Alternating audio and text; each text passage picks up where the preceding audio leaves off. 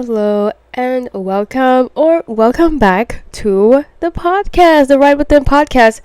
I'm your host, Makayla, the Conscious Queen, and in today's episode, we're gonna be discussing one of my favorite topics ever. Ever since I had my spiritual awakening, this was one of the tools that I used to help me kind of figure out, like just questions that I had that I didn't have like an answer to, but I started using these tools as tarot cards. So today's episode is going to be about tarot cards, tarot reading, how it started, where the origins of tarot, and how tarot can help us on our spiritual journey. Okay, so like just getting into it. When I first started reading tarot in, what is it, I think like 2021, I think it was around that time.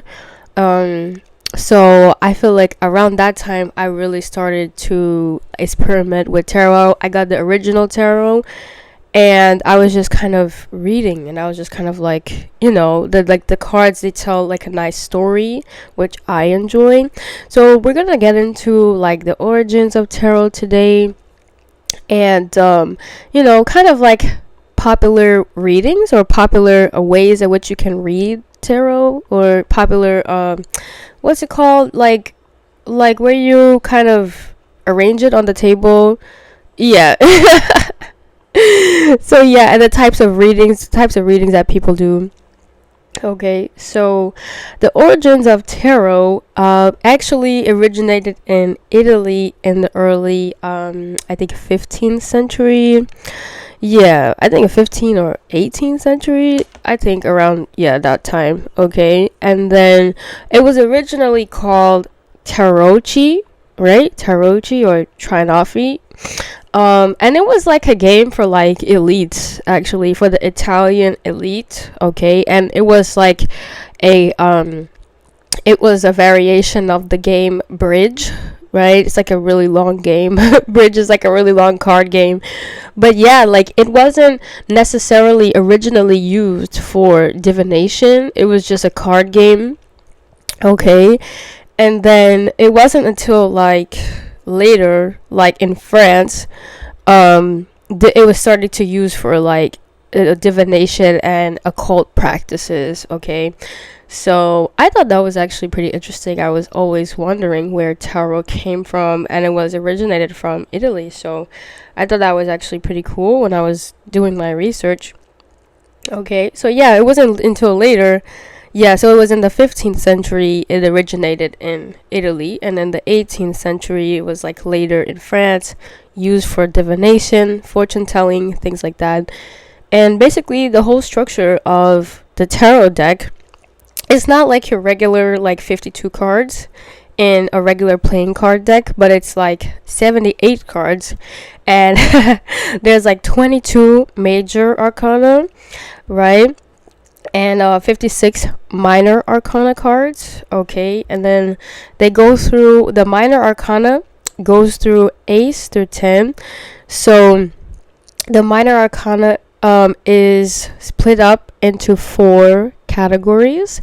It's split up into the water category, or the cups. Okay, and then they have the air category, or swords, and then you have the wand category, or fire, and then you have the earth category, or pentacles. Okay, so each of these categories in the minor arcana represent a element in nature, so earth, air, fire, water.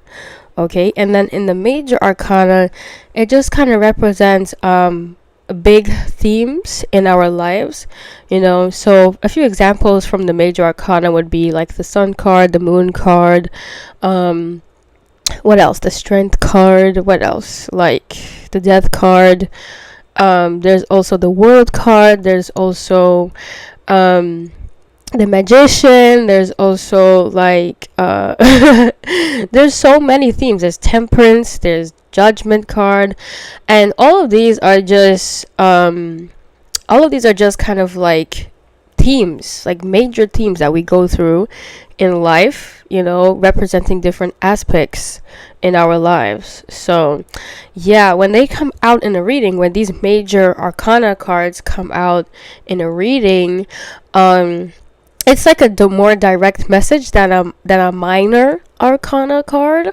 but altogether they come together to tell you a story to help you navigate your life. So yeah, and then in the minor arcana there's also king, queen, knight, and page. So in every arcana, right, it's every minor arcana, it's ace through 10, and then after 10 it's like the page, the knight, the queen, the king. So for example, if we're talking about the cups, right, the cups arcana, it would be the king of cups, and then the knight of cups, and then the page of cups, and so on and so forth, right? And so it's the same with swords, same with wands, and in the pentacles. Okay, so each arcana has a king, queen, knight, and page, which I love actually because it's kind of like chess, but it's not chess.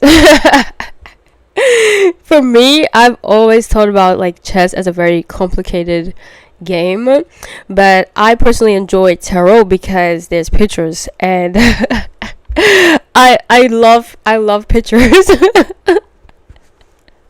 So it's like so easy for me to see kind of like a representation on the cards of what a king looks like, what a knight looks like, what a queen looks like, and then there are also like other people on the other cards on the minor arcana to represent like different kind of stages in which we go through in life. Like for example, I'll just talk about a random minor card. So one of the minor arcana cards would be the 5 of Pentacles, and if you look at this card, it's a very kind of like cold, kind of like to represent a difficult time in life. And then there's the 10 of Cups, and it's like a very beautiful card, and it represents family, and it represents like gathering and getting together and celebrating. So each of these cards are aspects of our lives pretty much, or major themes in our lives. So I like to think of the major arcana as like the main message, right? So let's say for example in a reading, you get like let's say in a reading you get like the Lovers card. Okay, so that's a major arcana. The Lovers is number 6, and so let's say you get that card, and the minor arcana is kind of like explaining, right, about that love, whatever love in your life, right? So that's kind of how I think about it.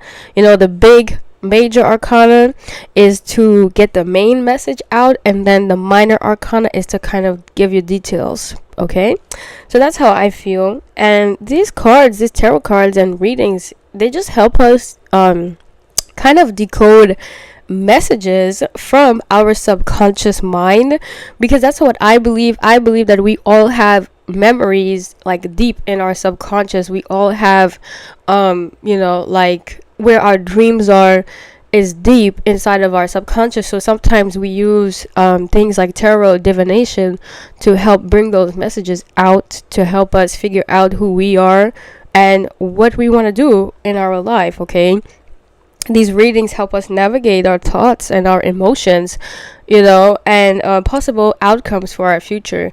Okay, so yeah, it's like fortune telling, things like that. But I do want to say a disclaimer about tarot. It is not like a lot of people think, oh, if I got a reading and this is what she said or this is what he said in the reading, and it's just like, okay, if it applies to you, sure. If it doesn't apply to you, you don't have to take it, right? Like I also feel like a lot of people will read these cards, or if they're giving themselves a reading or giving somebody else a reading, and they take it so literally. It's like, no, like these are all metaphorical things. Right, like these are all metaphorical things, messages, and that can help you get through life, and if you don't resonate with it, then you don't have to apply it to your life. Like I've had several tarot readings in my life, and sometimes like the lady, she'll say something to me and I'm like, okay, whatever, but then she'll say something else and I'm like, oh, okay, like that makes sense, right? So so it's like a lot of times you never have to take these things too seriously. I honestly like believe that tarot is a game, to be honest, because originally it was a game, right? And then it later became divination, and so I like to think of it as like, oh, I'm just playing like a game, like a card game. But yeah, it's like you have to have fun. Remember, these things are it's just fun, right? It's not like literal. I don't ever take tarot readings literal, but I do tarot readings on my YouTube channel. You can go ahead and check out my YouTube channel, Makayla Sanai on YouTube. I do tarot readings and ASMR affirmations. So if you're interested in that, go ahead and check that out. I'm gonna leave a link down below in this podcast, so you can check it out if you're interested in that on YouTube. Okay, and so yeah, I never kind of think of these things as like, oh, this is like life threatening. Like, no, it's like we're just reading like messages from cards. It's not that serious. You know what I'm saying? So yeah, like these images on these cards are like archetypes, symbols in our life that can that appear, like they kind of just appear, and it shows the good and the bad aspects, right? So there's a card in the tarot, and it's like I think it's like the Nine of Swords, I think, and it's about depression and it's about being sad, right? And that's just a normal part of life. Like, we're gonna be sad sometimes, right? And then you have like the Sun card, which represents positivity and happiness and joy. So we're gonna be happy sometimes in life, right? So that's kind of why I enjoy it, because it's realistic to me. It highlights all of the good and bad aspects that we go through in life. Okay, some cards are about fighting and overcoming challenges, right? Some cards are about gathering with our friends, with our family. So I feel like these are very like real topics, and the cards just help us tell the story, right? So the most popular tarot deck, there are many decks out there, but if you're interested in learning how to read tarot, the most popular deck is the Rider-Waite tarot deck. Okay, it was originated in 1909. Okay, and this is like the very like kind of traditional, very popular tarot deck. If you ever want to get started, I suggest you start with that one. That's the one I started with, and then I started branching out. I have more decks. I have like I have some decks from Lo Scribo. Shout out to Lo Scribo. If I'm saying his name right, I don't know, or maybe it's a woman, I don't know who it is. Anyway, shout out to Lo Scribo. I have some of those decks. Okay, and yeah, but like the traditional Rider-Waite deck is always a good deck to get started with, a tarot, because it has a lot of the symbols, and many other people who create their own decks kind of play on those themes from the original traditional deck. Okay, and so yeah, what are the spiritual benefits of tarot? Why should you even try to get into tarot, right? So a lot of I said this before, like for the witches, right? A lot of the quote-unquote witches or warlocks or whatever who do tarot will tell you that it's it's kind of like cool. It's a kind of like a cool way to tell a story in your life, or to predict something that might happen, right? It's a possibility, it could happen, right? It's kind of like like the crystal ball, like it's not like set in stone, right? But it could happen, right? So a lot of witches or warlocks, or people who are just into occult, and divination, they will use these things to strengthen their intuition, to strengthen their, like, kind of third eye abilities. Or like crown chakra abilities, so it's how you tap into your higher self. You can use tarot as a tool to tap into your higher self, and it's the same kind of concept with crystals. It's the same kind of concept with what's like another divination thing. I don't even know. I don't really use a lot, but yeah, like crystals, I guess. I have a lot of crystals. So yeah, it's the same kind of idea. Like, these things are just to help us strengthen our connection to the divine, to God, to, like, the goddess or the universe or whatever, something that is greater out, more outside of you. Okay? So yeah, it helps you gain kind of like insight on other people in your life, because there are plenty of readings. You go on like YouTube, there are plenty of readings where they're asking questions about, oh, what does he think about me? What does she think about me? How can I, or what is this person saying about me? What are these people talking about, about me? Like, so there are a lot of readings like that where you can, really sit and inquire about other people in your life. So sometimes that can help on like other people, if you're feeling very iffy, if you're feeling very like on edge, and you want to ask the cards, okay, show me what this person's doing. And like, sometimes it can be like that as well, or it can give you insight on yourself, or what you like, how, what you're, maybe like, there's also lots of readings like about your like ancestors, like maybe what are your ancestors trying to tell you, or like what is your person. Sometimes it's about love, or your significant other, your husband, your wife, whatever. What is that person trying to tell you, right? So yeah, like, there's a lot of readings, and it can help you gain clarity on your other people in your life. It doesn't necessarily have to be your significant other. It could be your friend, it could be your family, whatever, right? So yeah, any question really you have, you can ask when you are doing tarot. Any question you really have, and you will get an answer, because at that time in my life, and I had my spiritual awakening, I was like around 2021. I had a lot of questions, and people in my life could not answer these questions. So I started getting the cards, and I started getting answers, and I was like, oh shit, wow, this is cool. This is cool.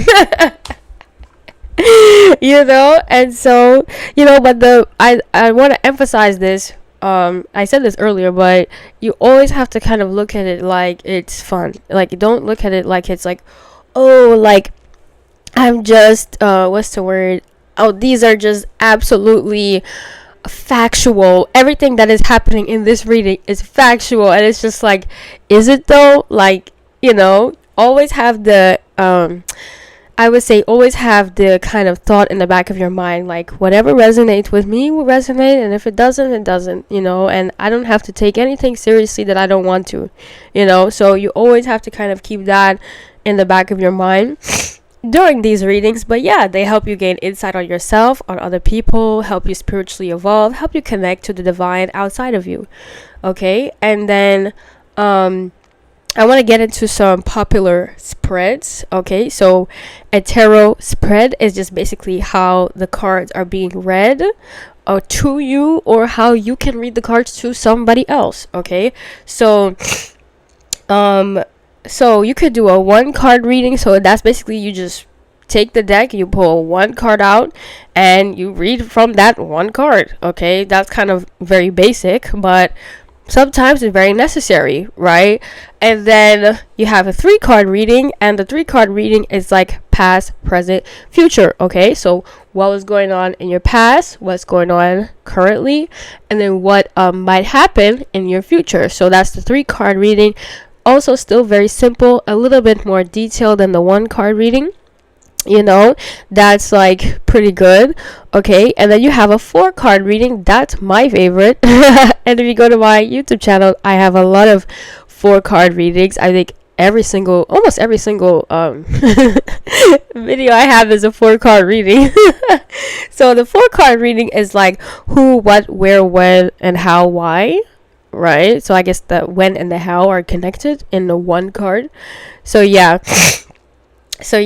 who, what, where, and then when and how is in the last card, in the 4th card. So I enjoyed that. I do that a lot. It's a little bit more detailed. You get to have a story, but it's not too long. Because me personally, I don't like sitting through like very long readings. It's just exhausting for me. Okay.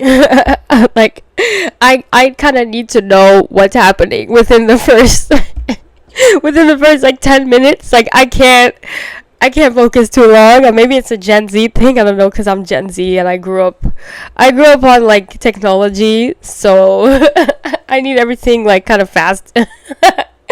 So yeah, but I usually like to keep my videos pretty short, probably like 10 or like I think at longest like 15 minutes per pile when I do my readings. But I personally like to get the message across very quickly because I don't want to waste time. I don't want to waste my viewers' time, so yeah. And then there's the very, very long Celtic Cross 10 card reading, and this is the longest one, but I'm gonna explain it because it's still very popular. A lot of people do the Celtic Cross readings on YouTube. So, and not just YouTube, like some people have their stores, some people have their shops, their metaphysical shops, and they do it in the shop. So yeah, it's not just online, but it's also in other regions, other stores as well.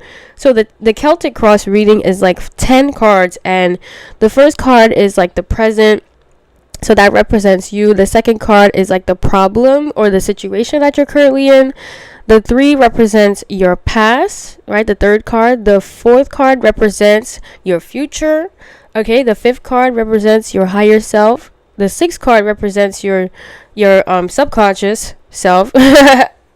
Right?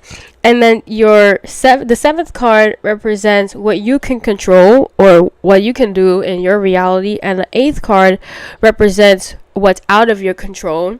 Okay, what what is in the hands of God or the goddess or the divine, right? Whatever you decide, or the universe, right? Whatever you say, right? And then the 9 is like your hopes and also maybe your fears, some of your hopes or what you like to see in the future, and then maybe some of your doubts, maybe some things that might be holding you back. Okay, and the 10th card, the last card, is the outcome of what you would like to see in your life, hopefully, right? So that's the Celtic Cross lineup, or the Celtic Cross spread. It's very long and detailed. I never do this because I simply don't have the attention span. Okay. But it's very popular and people do all the time. So those are some of the spreads that a lot of people do. There's also the 5 card spread, 6 card spread. Really, however many cards that you want to do, you can do it.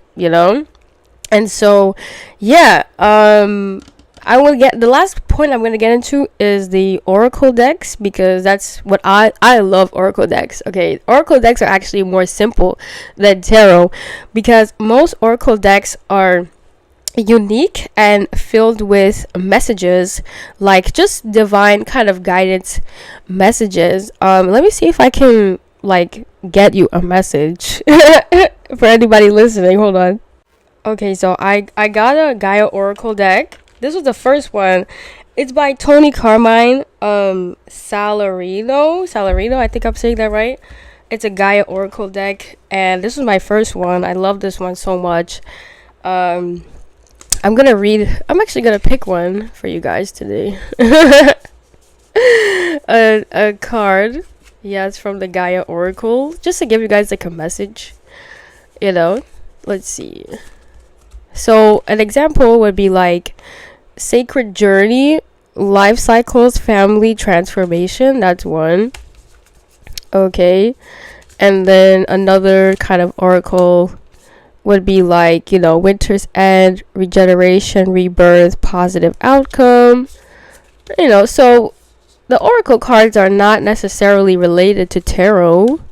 We have yin and yang, creating harmony through balance. Okay, so those are some of the oracle cards from the Gaia Oracle. Shout out Gaia Oracle. And they're just like small messages. There are many oracle decks that tell us these like very small messages, very like kind of how can I say, like outcomes, or like maybe like little inspirations that we can be inspired by.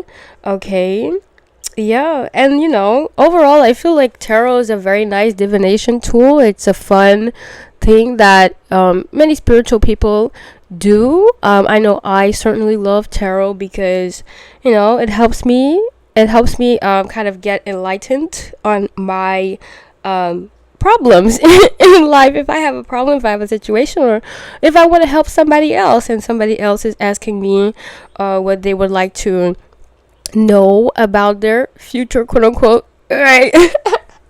I always like to just be like not serious about it, because it really isn't that serious. It's just like, it's literally a game. So yeah, so the tarot helps us evolve spiritually because it helps you like use your critical thinking skills, and have better clarity, have better awareness about the situations in your life and how to solve them, right? So that's all that we have for today. Thank you so much for listening.